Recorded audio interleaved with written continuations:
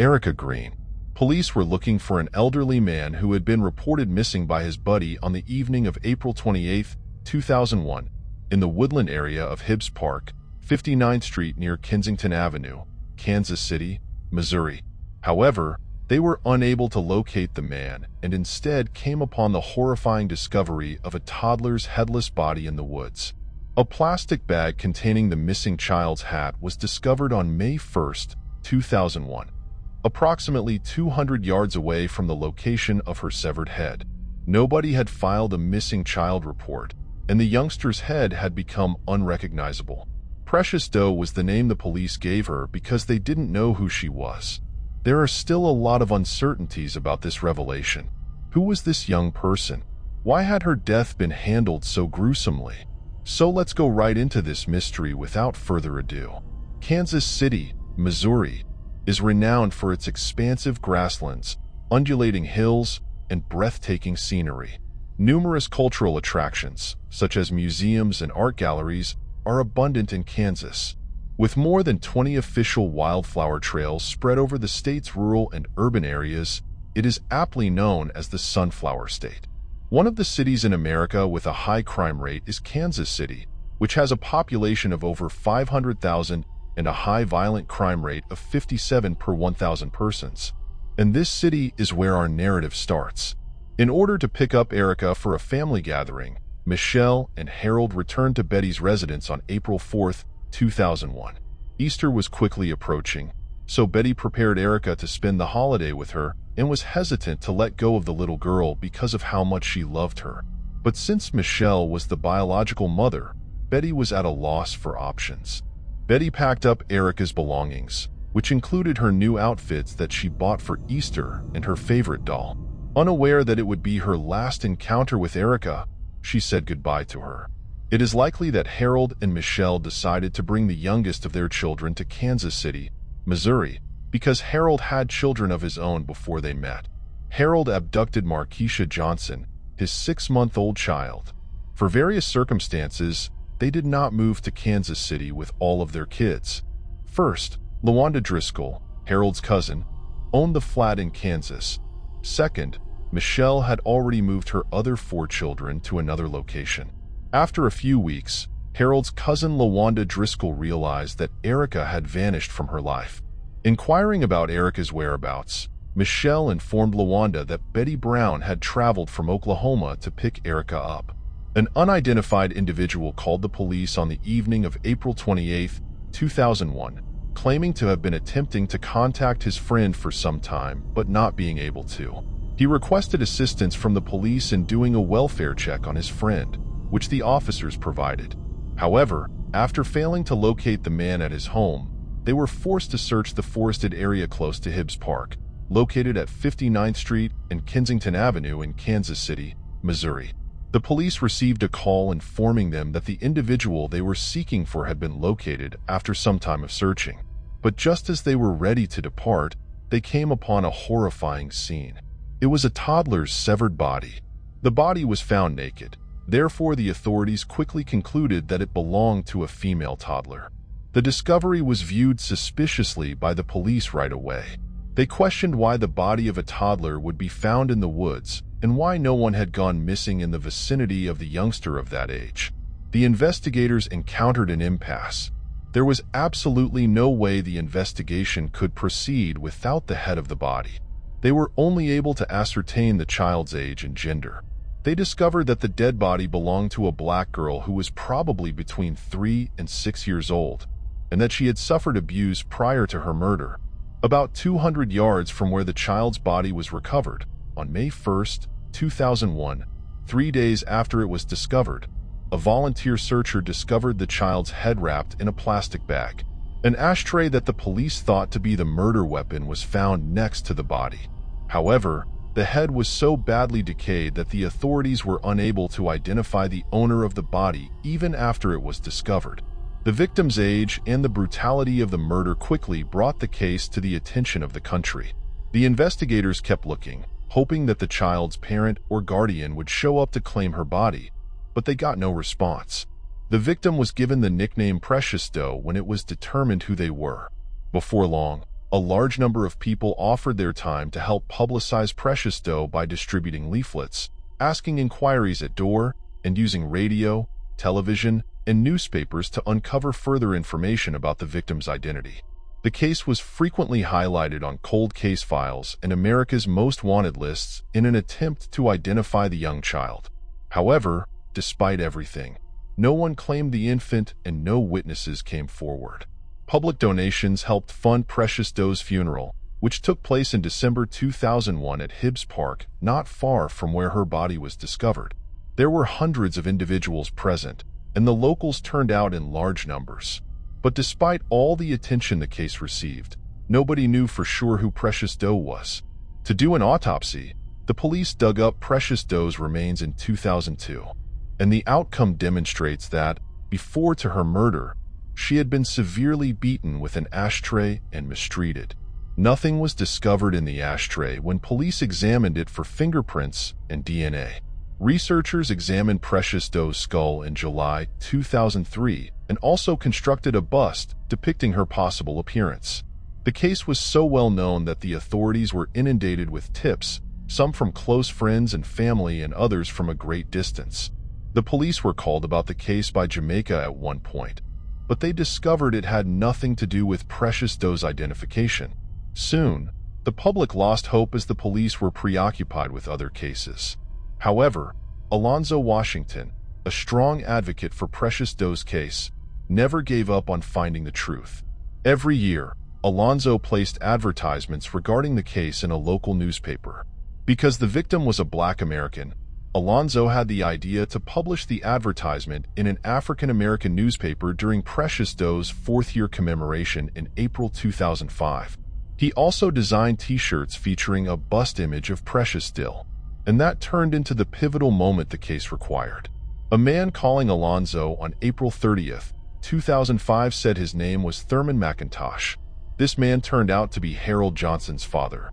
Alonzo, assuming he was an expert on the Precious Doe case, paid attention to Thurman's 81-year-old statement asserting that Erica Green was Precious Doe. In addition, he stated that Erica Green was slain by his son Harold Johnson.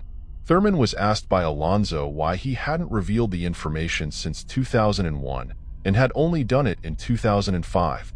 Thurman said that every time he called the police to provide information about the case, they fired him. Then Thurman was pushed by Alonzo to obtain him a photo of Erica and a lock of Michelle's hair. As soon as Thurman sent Alonzo a hair sample, he forwarded it to Detective David Bernard, who was in charge of the case involving the prize doe. Thurman was hauled in to be questioned on May 4, 2005. There, he explained to the investigators his conviction that his son was the one who had done it. After Erica vanished from Thurman's sight, he asked Harold and Michelle where she was, to which they both replied that she was in Oklahoma with Betty. Suddenly, Thurman claimed he felt Precious Doe was actually Erica Green while the couple and Marquisha were returning to Oklahoma. When Thurman confronted Harold and revealed to him that he had killed Erica, Harold said it was an error. Thurman claimed he wanted to reveal Precious Doe's final fate to the world as soon as he found out the truth. Thurman sent over a photo of one of Erica's cousins, but the hair exactly matched Precious Doe's. Precious Doe was finally able to be identified by the police as Erica Green. On May 15, 1997, Erica Green was born in McLeod, Oklahoma, in the United States. She was the youngest of 5 children born to her father, Larry Green, and mother, Michelle Johnson. Michelle was found guilty of stealing goods from a store when she was 8 months pregnant. The Oklahoma Department of Corrections sentenced her to 2 years in prison, but due to her pregnancy, she was kept at the Mabel Bassett Correctional Center. When Michelle went into labor, she had only completed 1 month of her sentence. After being brought to Oklahoma City's OU Medical Center, she gave birth to Erica Green there. She was urged to get in touch with a guardian who would help her hold Erica until she was released because she was unable to care for Erica. In order to find a guardian for their child, Erica's father, Larry Green, was approached by Michelle.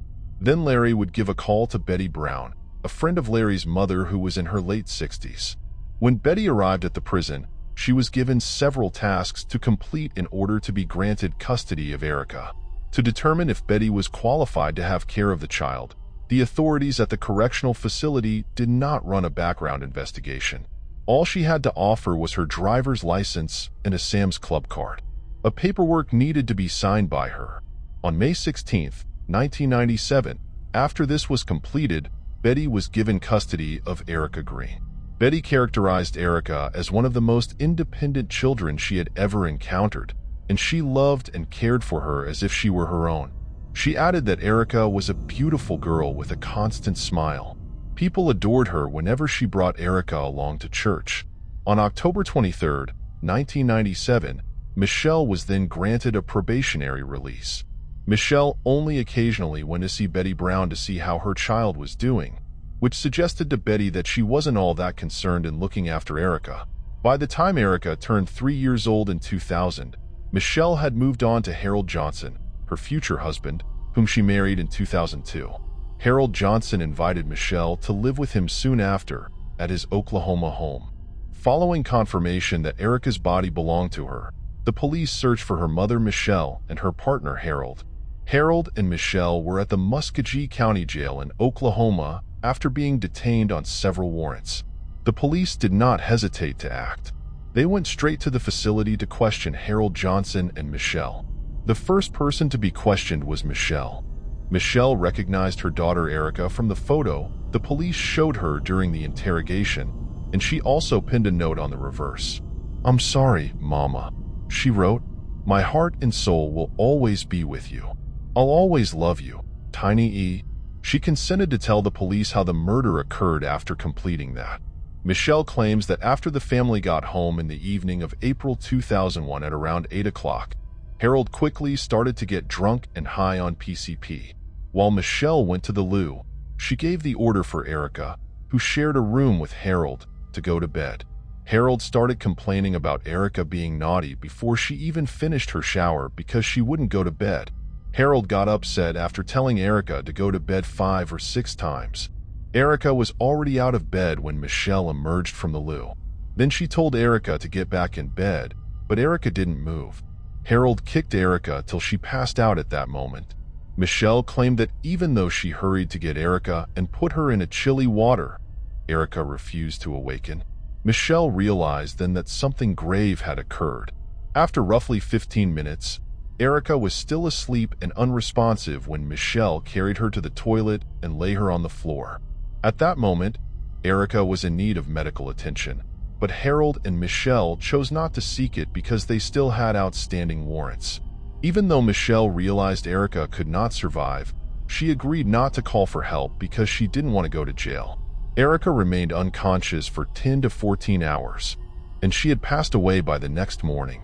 Harold and Michelle concealed Erica's body in a pram after she passed away. Michelle claims that because they were both terrified and unsure of what to do, they ultimately decided to dispose of the body. They both took Erica's body outside through the house window and headed directly into the woods, waiting for darkness to ensure they were unobserved. Harold considered using edge clippers to remove the head and disfigure it in order to make identification difficult, since he worried that keeping the body as it was may eventually lead the police to their home. The head was wrapped in plastic bags before being thrown in a skip at a local church. However, Michelle didn't think that was a smart idea. Harold was instructed to remove the head by her, since the smell could alert the church's owners.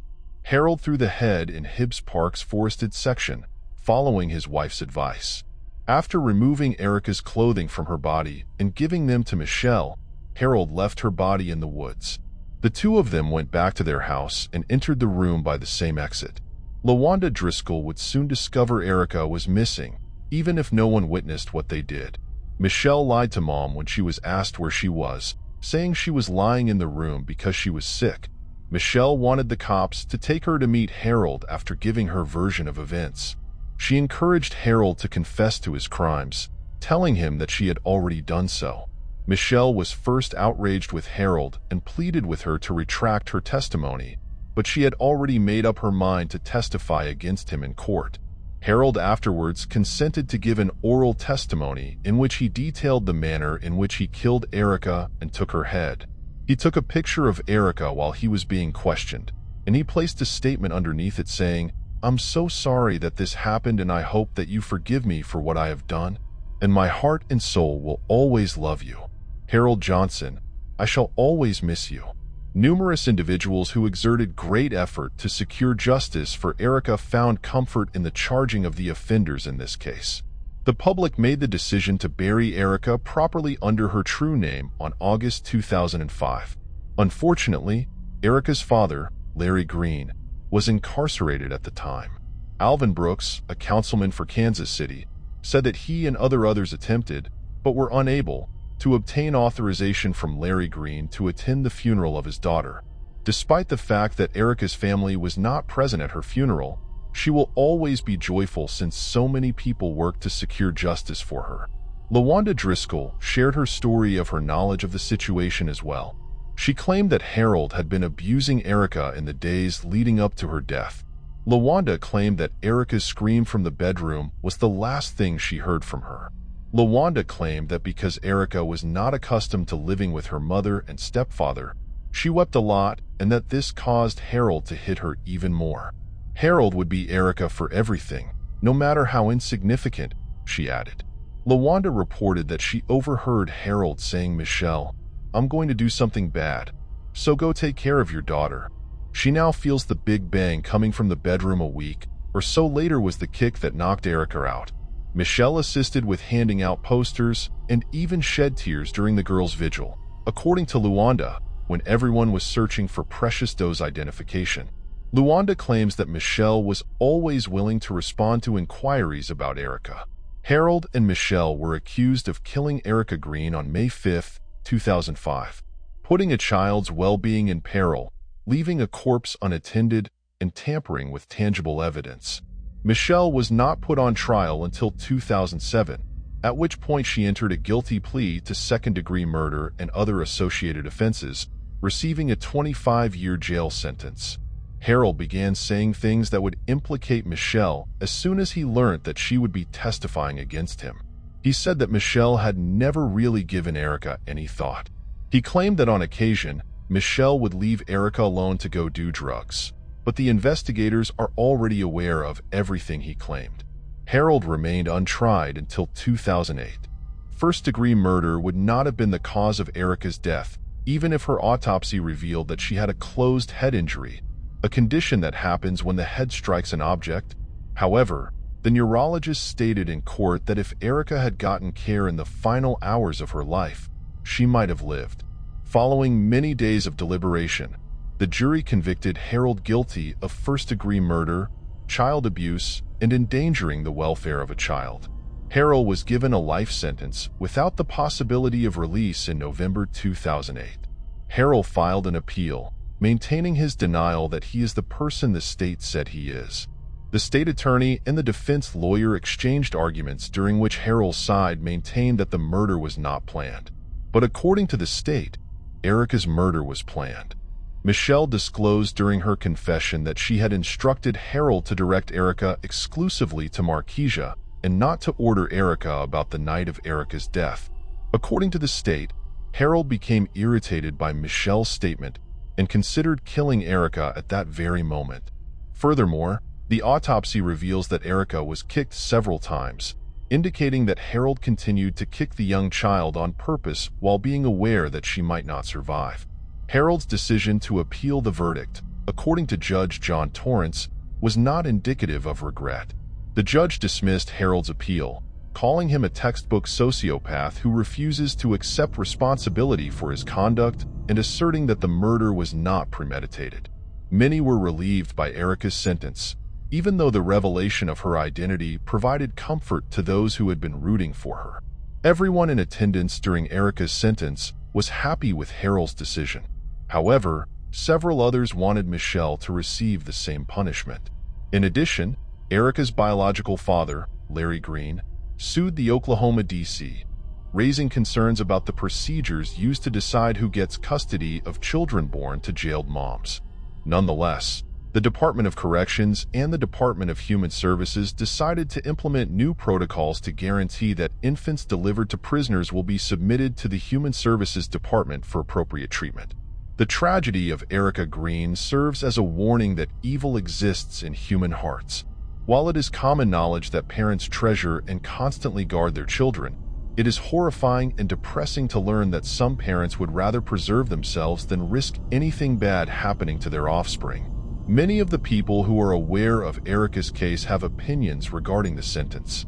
Do you also believe that, given Michelle was the biological mother, she ought to have received a harsher sentence? Tell us in the space provided for comments. Moving on to the next case. James Joseph Richardson. Farm laborer James Joseph Richardson was employed in the small southern Florida hamlet of Arcadia, where he cared for an orange plantation. Together with his wife, Annie Mae Richardson, he had 5 children.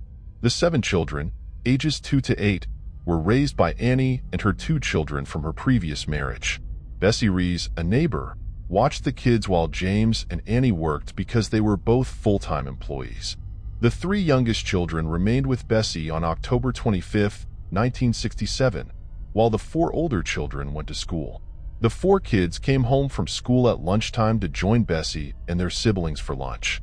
Their mother had made them a breakfast of rice and beans early that morning. Teachers at the school saw that the children were exhibiting odd symptoms, and the administrator rushed them to the hospital right away. When one of the instructors went to check on the 3 kids at home, she discovered that they were also sick, and they were sent to the hospital. Only one of James and Annie's children was sick, and a parent needed to accompany them to the hospital, they were informed. 6 of the 7 children had passed away by the time they got to the hospital. Next day, the 7th child would pass away. It was thought that the poisoning caused the deaths of all the youngsters. The Richardson residence was promptly examined by the authorities in an effort to find any evidence connected to the children's deaths. The police conducted extensive searching, but they were unable to uncover anything that would have suggested a poison, with the exception of an insect spray, which they did not think was the source of the kids' poisoning. The following day, Bessie called the police to report that her neighbor Charlie Smith had found a bag of the pesticide parathion in a shed. The cops concurred that after 5 searches of the property the day before, the parathion bag had not been found. They reasoned that the individual who had poisoned the kids was most likely the same one who had hidden the parathion sack. Tests conducted later on the kids' lunch plates and other cooking utensils showed that there was enough parathion in them to kill a whole city's worth of people. James was charged with 7 first-degree murder counts by investigator Klein 2 days after the children's funeral. Bessie was not looked into as a suspect, even though she was the last to handle the plates and food before the kids ate it. Some thought Klein was just trying to get noticed by the police department by seeking for a big break. Although it was never established, Klein claimed throughout the trial that James had 5 other children who had passed away in another Florida city under suspicious circumstances, and that his goal in committing this murder was to get the insurance money for the deceased children. The judge presented evidence of lie detector tests that both Annie Mae and James had taken, indicating that James was aware of the poisoning. After expressing interest in Richardson's case, John Robinson of Daytona Beach and his associate decided to provide pro bono legal representation to the lawyerless Richardson. Because the judge insisted that Richardson was guilty all the time, John thought the case was being handled unfairly. James told John that when he was being held at the county prison, Officer Klein had called him names and advised him to enter a guilty plea in order to receive a less term. Following the discovery of no evidence suggesting James' guilt, John was able to reduce James' bail from $100,000 to $75,100. James was given a bail and let free. However, not long after James was freed, an inmate who was being prosecuted for a crime said that James had told him in the county jail that he had killed the kids. James's bail was revoked, and 2 other inmates who were being prosecuted soon after declared that James had also confessed to them. John tried to get the trial moved to a different, more equitable county, but James was detained once more and his trial was shifted to a different county. 2 of the jailhouse informants testified throughout the trial regarding what James reportedly told them. Because of their testimony, the sentences of the 2 informants were shortened. The jury was read the statement of the 3rd informant, who had been shot dead before the trial. After less than 2 hours of deliberation on May 31, 1968, James was found guilty and given a death sentence in Florida's electric chair. Before the U.S. Supreme Court declared in 1972 that the capital penalty in the U.S. at the time was unconstitutional, James spent over 5 years on death row. In 1993, he was sentenced to life in jail with the possibility of release. James's solicitors were successful in getting him a fresh trial in 1988. Bessie Rees allegedly confessed to the murders 100 times while residing in an assisted living facility, but because of her mental health issues, no one ever took her seriously, according to the attorneys.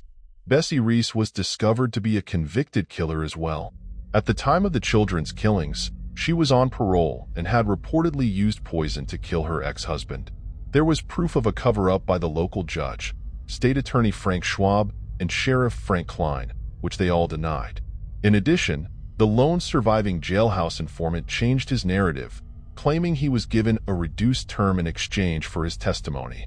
James was released from prison on April 25, 1989, after a judge overturned his conviction on the grounds that the evidence had been withheld, preventing him from providing a fair trial. Bessie passed away from Alzheimer's in 1992 without facing any legal repercussions for the incident. James later sued DeSoto County for false convictions, and the case was settled for $150,000. Governor Rick Scott of Florida enacted a bill in June 2014 allowing James to receive compensation for his unjust conviction of more than $1 million. Moving on to the next case. Jean Johnson. Jean Johnson, a widow from New Mexico, was 70 years old. In 2011, her spouse had died 8 years ago. Heidi Johnson, her daughter, was still with her. Jean texted Heidi a photo of the puppy she was minding for one of her friends on Sunday, May 26, 2019. Heidi tried to phone Jean on Monday night, but she didn't answer. Since the two of them often speak at least 3 times a day, she was concerned when she attempted again on Tuesday and got the same outcome. As it happened, she was right to be concerned. Heidi received a call from a friend Jean had been dog-sitting for, informing her that Jean had not dropped off the dog on Monday as agreed. Heidi went to live with her mother. The entrance door stood open a little. The fact that the dog was still inside and had a few accidents suggested that he hadn't been allowed outside in a while. Jean had vanished from view. Her pistol was the only item she had lost. According to Heidi's statement to the police, Jean would only have taken it from her if there had been a mountain lion too near to her house or if she had been afraid. Jean's height and weight are reported to be 5 feet 6 inches, 130 pounds, green eyes, and light brown hair. Kyle Fleischmann. The kind and amiable Kyle Fleischmann, an Elon University alumnus, disappeared without a trace in 2007 after going to a comedy concert with friends and family. He was seen on surveillance leaving a bar and making his way to a local pizza place, but it's still unclear what he did after that. Kyle Fleischmann was raised in Charlotte, North Carolina, along with his younger brother and sister. He was the son of Barbara and Dick Fleischmann. His friends and family grew up to say that he was nice, giving, and well-liked by all. 2002 saw him graduate from Charlotte Catholic High School. He started his academic career at Elon University, where he is now pursuing a business administration degree. He was the peer-elected vice president of his fraternity, Kappa Alpha Order, during his time in college. Throughout his 4 years of college, he enthusiastically supported the Special Olympics and the Boys and Girls Club despite his fraternity responsibilities.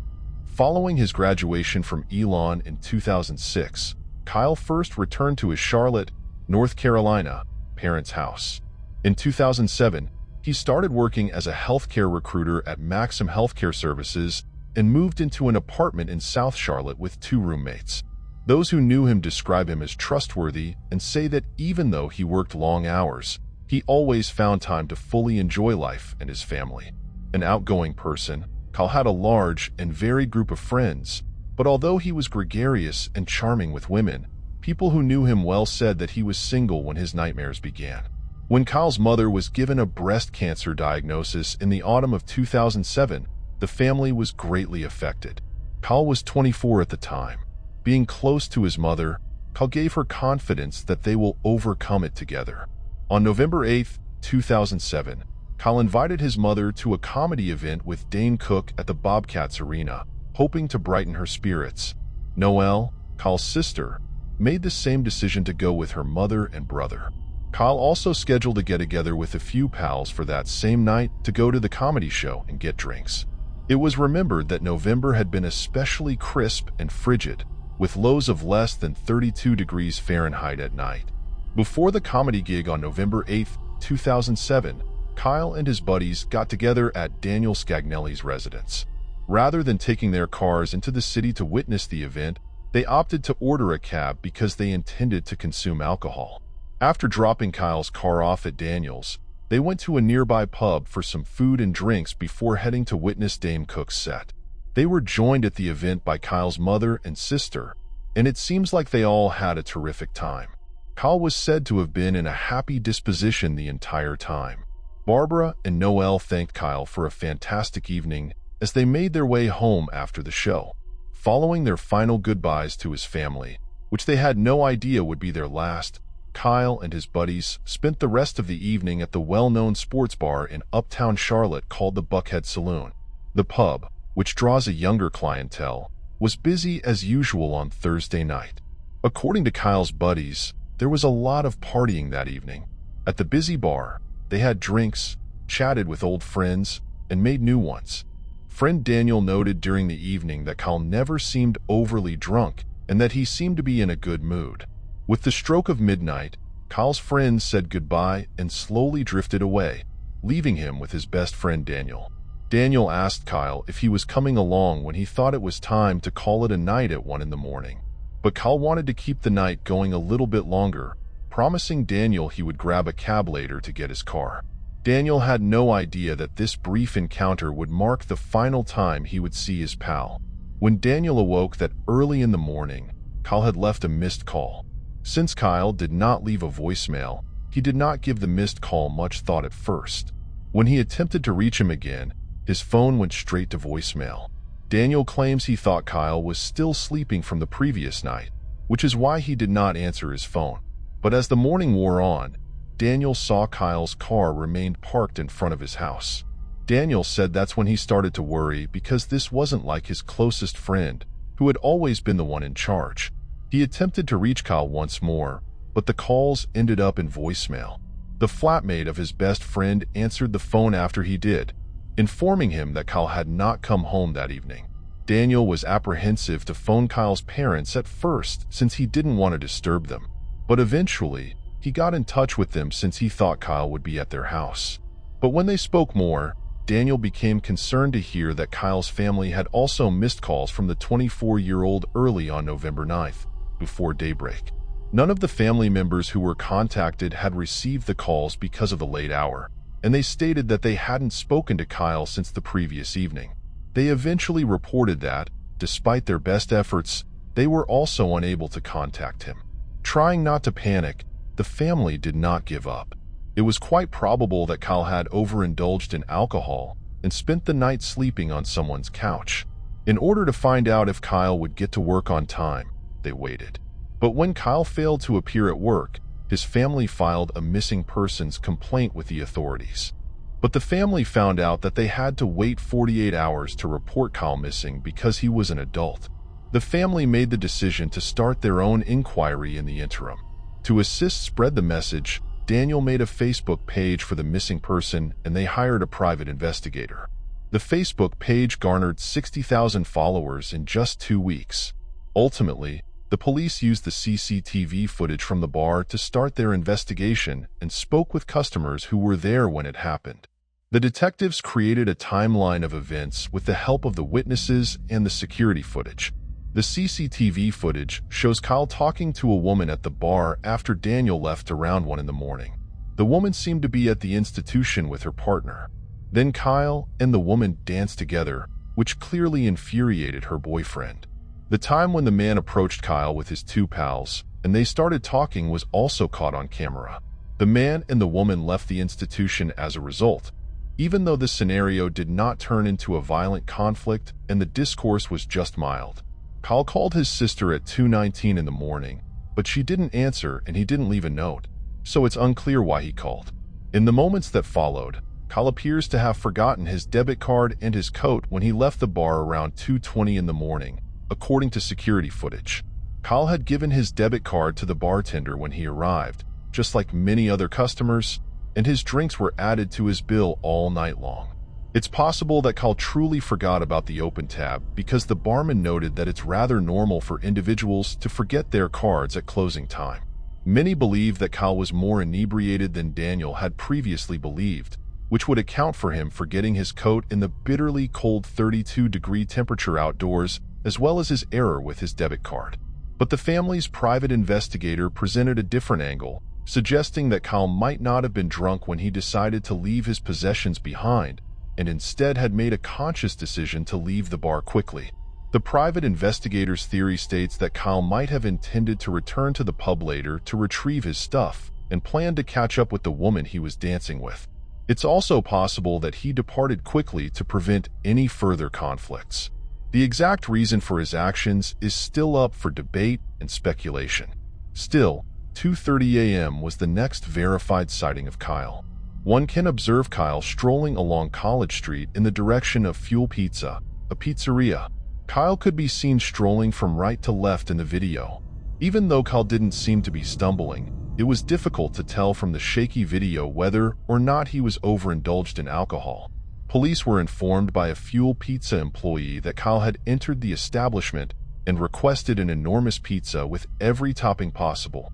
Although there was no CCTV at the pizza restaurant, Kyle's father was able to verify that his son frequently placed extravagant pizza orders. That's why he knew it was Kyle when he heard about the pizza with everything on it. As the restaurant filled up with late-night patrons, the staff member failed to observe whether Kyle was leaving by himself or with a companion.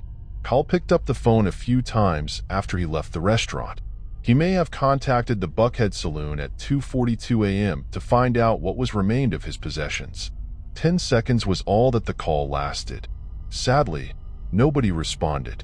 Then, between 2:42 and 2:57 in the morning, Kyle made 4 calls to his father's business phone. This was peculiar since Kyle would have known that his father would not be working in his office at that early hour. Kyle called people and, as he has in the past, failed to leave voicemails. Kyle was still in the uptown Charlotte region at the time of the calls, based on his cell phone records. Around 3:25 a.m., a cab driver reported seeing Kyle strolling on North Davidson Street, nearing the 110 block near Hunter Record Business. This was the next confirmed sighting. Kyle didn't have a coat on and looked drunk, according to the cabbie.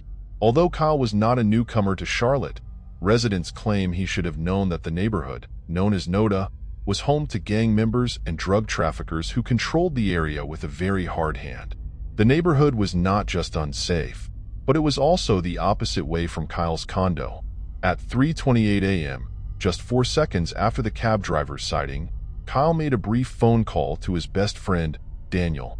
He then tried to call his flatmate at 3:29 a.m., but the line was cut off after just 6 seconds. Similar to the earlier calls, Kyle left no voicemail. It's likely that when he made the last 2 calls, his phone's battery was nearly dead. Phone records show that by 4 a.m., Kyle's phone was completely dead. Since then, nothing has been done with it. The reason why Kyle made 8 calls without leaving a voicemail after leaving the Bucket Saloon baffled investigators. The reason for these calls has long been a matter of conjecture. While some speculated that he might have been in need of assistance and was trying to find a ride, others think he might have been in distress. The motive behind his calls is yet unknown till more information is found. For more than a week, a tremendous search was conducted for Kyle. In addition to police and firefighters, there were about 300 volunteers present, including Kyle's terrified friends and relatives. However, in spite of their greatest efforts, no leads came up. In addition to asking Public Safety Dogs Incorporated for help, his family posted flyers throughout the city. Mike Craig and Linda Dunn established Public Safety Dogs Incorporated, a nonprofit that trains various scent dogs to support law enforcement in search and rescue operations. Taking up the investigation, Mike and Linda looked for Kyle using the scent from the coat that was left behind at the pub. They began following the smell from Fuel Pizza, Kyle's last known location, using 2 different dogs. In little time at all, both canines followed a scent track that led them to College Street. The dogs followed Kyle's scent in a broad circle, indicating that he may have traveled in a big circle to get away from someone he thought was pursuing him. After following the scent trail, they eventually arrived at Cordelia Park, which is roughly 2 miles from the Buckhead Saloon, via North Davidson Street and a tiny bridge. Situated in the Villa Heights neighborhood of North Charlotte, Cordelia Park is a 24-acre popular park to visit during the day. But at night, drug dealers and gang members congregate in the park, drawing a harsher population. Given the possible risk and danger, Kyle's family is dubious that he would have gone to that place voluntarily at night. When it got dark and they saw a few questionable people, the dog handlers, Mike and Linda, decided to end their initial search for Kyle in the park. The next morning, they started their hunt again. The canines detected the scent from the park, which sent them to a construction site 200 yards from Cordelia Park at 16th Street and North Davidson. It is possible that Kyle's body was disposed of at the construction site because Linda described what she smelt as the scent of death when she arrived there. The dirt had just been turned over at the construction site, where a new residential block was being built. It was possible that someone had used the building site to hide a body, but it was also possible that the smell came from bodily fluids that Kyle did not have. Despite conducting a comprehensive search, the scent dogs were unable to find any noteworthy clues. Worried, the police were called, and they brought in cadaver dogs. Dogs trained to sniff out the fragrance of human remains rather than that of a living person. The cops then used ground-penetrating radar and physically poked sticks into the earth to thoroughly search the whole building site.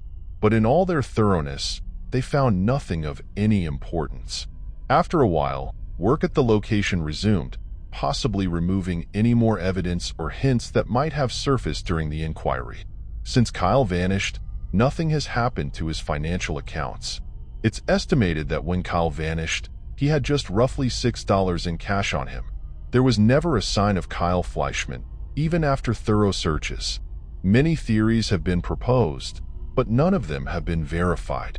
Kyle's family has been frustrated by the case's lack of progress and believes that important information is currently being withheld by certain individuals. In contrast to the many hypotheses and rumors that have circulated around the community, Dick, Kyle's father, says he thinks his son was the victim of an arbitrary crime. He speculates that his kid might have wandered up North Davidson Street in the middle of the night since he was inebriated and disoriented. He wonders if Kyle was killed and his body placed at what was then a construction site at North Davidson and 16th Street, or if someone driving by saw what appeared to be an easy target for a heist.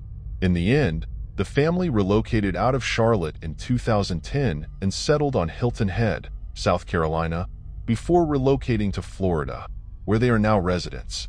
Kyle was 24 years old and 6 feet tall at the time of his disappearance. He had green eyes and brown hair, and he weighed about a pound 180. He had a pair of keys, his wallet, and his cell phone with him at the moment. It was well known that Kyle had no enemies. Moving on to the next case. Llandudno murder. The biggest beach resort in Wales, Llandudno, welcomes around 9,400,000 tourists annually. The Grand Town is well known for its expansive bay and buildings from the Victorian era. It has 2 lovely beaches and is oddly located between the Great and Little Ormes.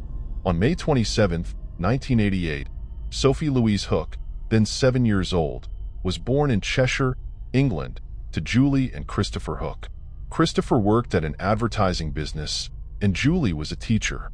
The couple wed in 1984 and had 4 kids: 9-year-old Gemma, 7-year-old Sophie, 5-year-old Joseph, and 1-year-old Ellie.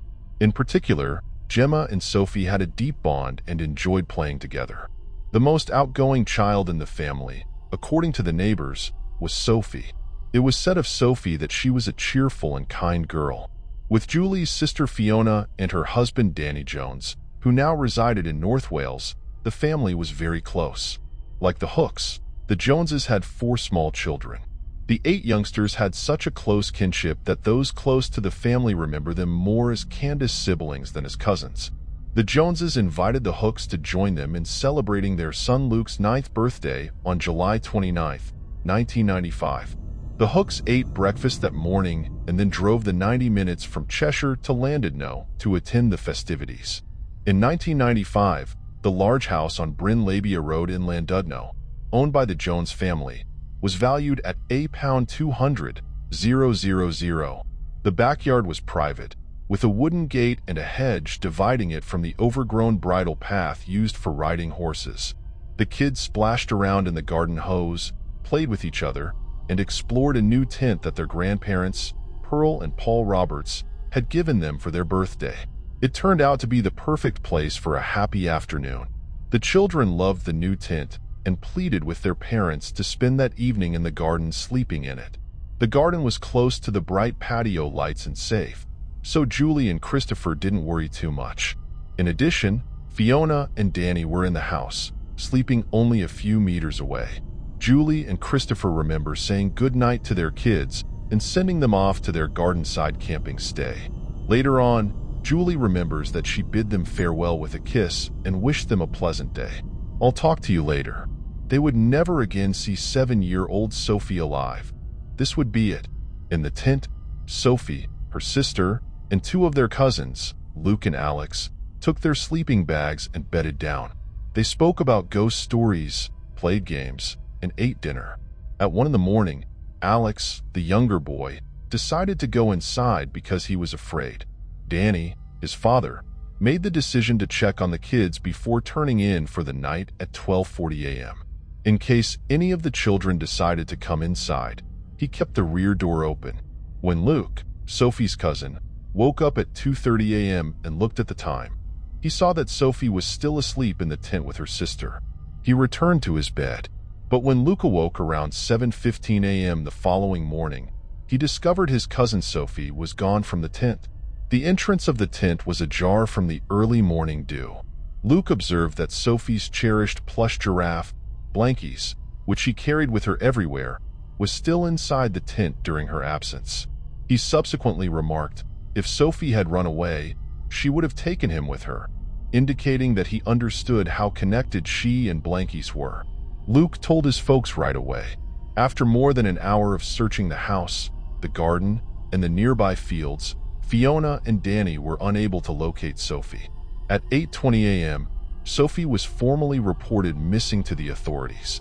Unbeknownst to Sophie's family, a local man had made a horrifying discovery an hour earlier, around the time Luke had woken up and discovered Sophie missing.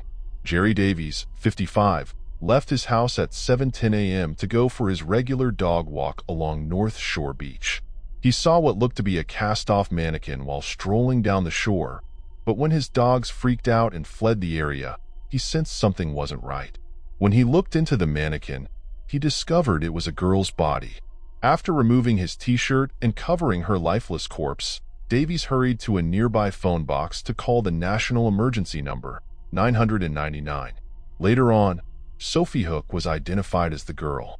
Half a mile from her house on the beach, her naked body washed up. The following autopsy report contains graphic material. Viewers should use caution. After a thorough autopsy, it was discovered that Sophie had suffered severe injuries, including broken ankle and upper arm, as well as bruising all over her body. She had been sexually raped and had internal hemorrhage. The majority of her injuries, according to the medical examiner, were similar to those often sustained by victims of significant auto accidents who were killed. She had all of the wounds while she was still alive. According to the coroner, Sophie was in so much pain during the attack that she left tooth marks inside her bottom lip and on both sides of her tongue. In the end, she was strangled to death. At the eastern end of the promenade, next to a cliff known as the Little Orme, her body had been tossed into the sea. Because of the chilly seawater, her body temperature had fallen, making it impossible to identify when she passed away. Her body had been submerged in the water for at least 3 hours. It was discovered. The town was shocked by the crime. The family of Sophie was distraught. Gemma is not doing well at all, according to her mother. It is really hard to console her because she is so incredibly upset. She is so very depressed and furious. "I want to be in heaven with Sophie," Gemma later remarked. Since the murderer had thrown the victim's body into the sea in an attempt to destroy any forensic evidence, police had a tough time apprehending her. Her pants, a pair of Marks and Spencer socks with a pink floral design embroidered on them, and her unusual pink and white Winnie the Pooh nightgown were never discovered. Authorities think that whoever killed Sophie was aware that the kids were spending the night in the garden tent. Interviews with every registered sexual offender in the area were the first step in the police investigation. Investigators would soon concentrate on one person in particular, a 30-year-old guy by the name of Howard Hughes. He had a reputation for riding his mountain bike late at night around the seaside town.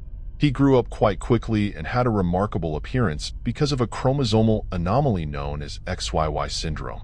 At age 11, he had grown to a height of 6 feet, and as an adult, he stood a towering 6 feet 8 inches. As a child, he also struggled with dyslexia, learning impairments, and behavioral issues. Hughes' father sent him to private schools when he was younger in the hopes that they would have a positive influence on him.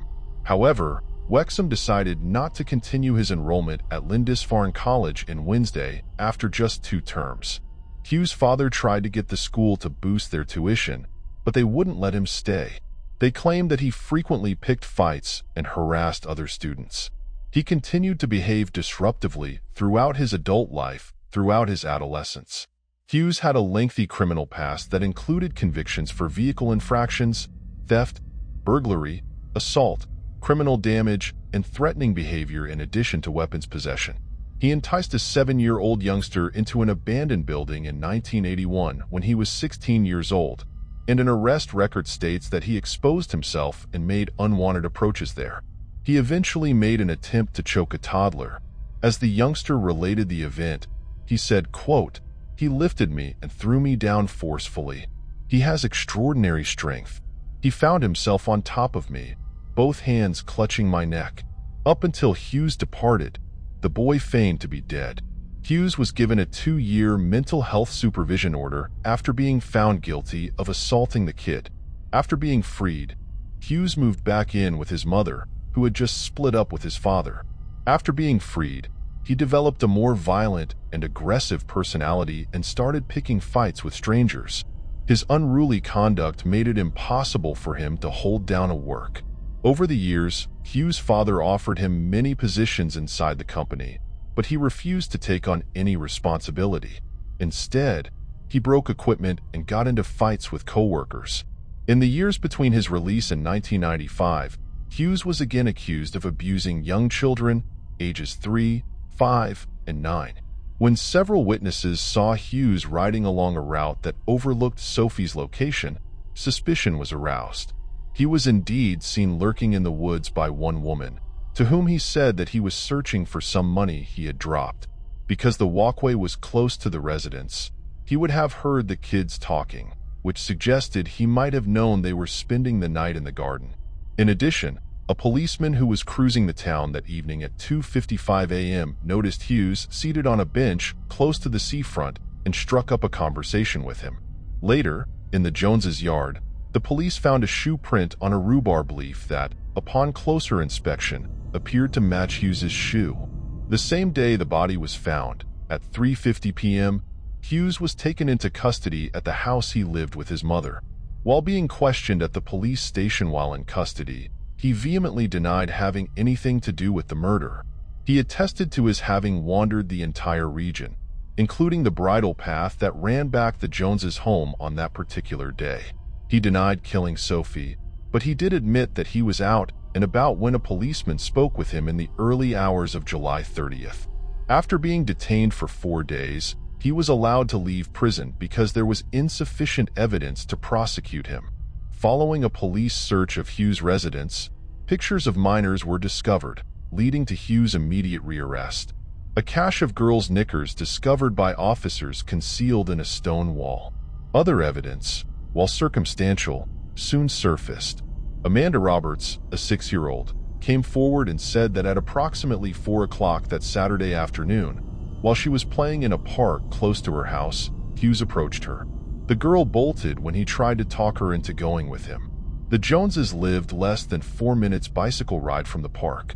Michael Guidi, a sex offender with a conviction, also came forward. He said that he had known Hughes and his mother while he was living next door. He reported to the authorities that Hughes would frequently confide in him about his depraved dreams of abusing young females. He claimed that throughout several of their conversations together, he expressed his desire to kidnap a girl, have sex with her, and then kill her. Hughes's father requested welfare visits, and the police granted him access. Hughes is said to have admitted to killing Sophie and sexually abusing her during that visit. In addition, Hughes gave his father the path he had taken to abduct Sophie. After discovering the truth, Hughes' father informed the police that his son had admitted to the murder while they were there. He also provided the police with information about where the child's clothes were found. Later on, Sophie's pajamas were discovered in the designated area. Official charges were brought against Howard Hughes for Sophie Hook's kidnapping and murder. June 24, 1996 was the start of his trial. Because they didn't want Julie and their kids to experience more anguish, only Danny Jones and Christopher Hook went to the trial. The jury heard the testimony of 3 witnesses, one of whom was Hughes's father, even though there was no forensic evidence connecting Hughes to the crime. Speaking to the court, he said that his son had told him he had killed Sophie. In court, his father said that he informed his son, quote, "I must know if you did it, if he was going to stay in this room with him while he was in jail." It is then said that his son broke down and said, "I did it." Howard Hughes related how he visited the Joneses' back garden early on Saturday morning to see the kids getting ready for the celebration. "I went back there at about 2 in the morning, he stated. "I convinced a female to accompany me to the beach. When the girl began to scream, I covered her mouth with my hand and held it there until she stopped. I threw her body into the sea after removing all of her clothes." He said, quoting himself, "I've been sexually frustrated since 1990. Hughes went on to refute this admission afterwards. "You can propose what you like, but that is trash." His father said to the defense's argument that his confession may not have been to her murder, but rather to aid the authorities in locating Sophie's clothing. Jonathan Carroll, a 30-year-old career criminal who was incarcerated at the time of his testimony, was the second witness. He informed the jury that he had been searching for potential locations to rob. He heard someone walking down the street while he was in a garden. He watched Hughes walking down a lane with a sack a few moments later. Then he claims to have seen what appeared to be a human leg emerging from the sack.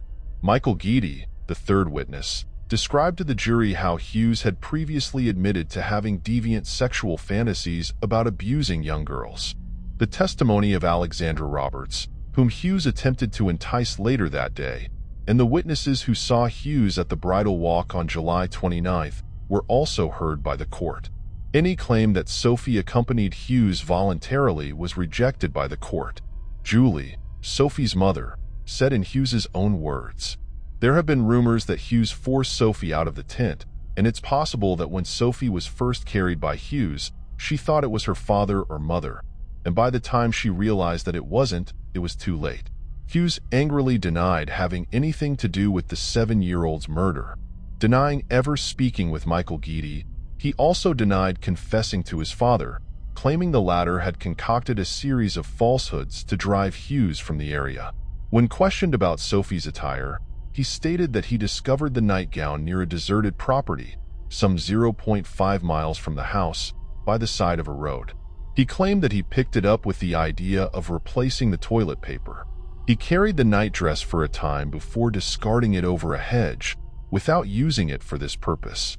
Hughes was accused by the prosecution of taking extreme measures to make sure there was no forensic link between him and the body. In order to guarantee that there was no forensic connection between him and Sophie, they told the court that he had shaven off his pubic hair prior to the murder. Although Hughes was known to wear the same jacket for months at a time without ever washing it, after the murder, it was supposedly laundered. Howard Hughes was found guilty of all 3 charges by the jury on July 18, 1996. After that, the 31-year-old was given 3 life sentences. It was suggested by the judge, Mr. Justice Curtis, that he never be allowed to leave prison.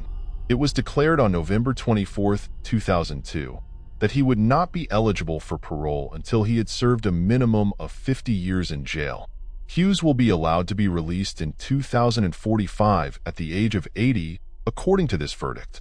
After Sophie passed away, a brass memorial was placed on the sand in her honor.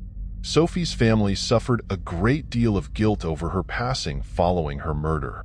Julie denounced the murderer, calling him, quote, "the world's most evil and horrifying monster. I just feel numb, completely and utterly numb," she remarked. Most people, I suppose, believe in goodness. It is really hard to believe that someone could be that wicked. I took great care to protect my kids. They were not permitted to cross the street by themselves. We are truly sorry that during her most vulnerable moment, we were unresponsive to her needs. That sensation won't ever go gone. Thanks for watching. We hope you enjoyed exploring these intriguing cold cases with us. If you found the video fascinating, don't forget to give it a thumbs up and subscribe to Cold Case Mystique for more deep dives into unsolved mysteries.